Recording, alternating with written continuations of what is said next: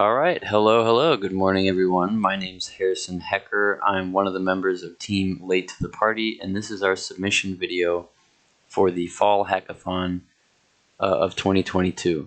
And so I'm just going to jump right into it.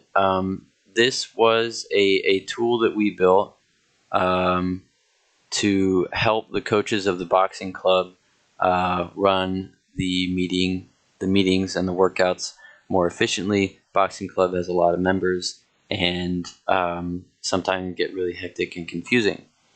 So what happens is normally all the members are split up into 4 groups. So we obviously want to preserve that functionality. So mitts, and then this happens on the tennis courts, coaches. So what's going to happen here is that the application is going to save this information, and then it's going to display all of it in a graphical format that everybody who has access to the site can access it, pretty much all the coaches, so that everybody's sort of synchronized on the same time and everybody knows where they're supposed to be going. So shadowboxing happens at the weights. Coaches are Timothy and James. I'm making these names up, by the way. Then we have the last one is cardio. That happens outside. And the coaches are Christina and Johnson. We'll set the time for each group. It's typically around 20 minutes. And then ignore this for now. We'll get to that later. So when we set all this information, then we click Start Timer. It will populate these four areas with all the 4 groups.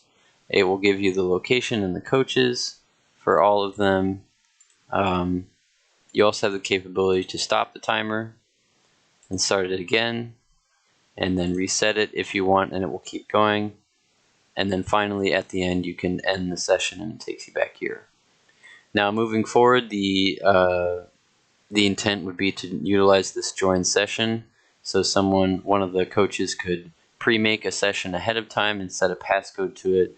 And so once the meeting starts, they can just click Start Session, and everyone who has access to it will all begin all at once. And so everybody is synchronized together.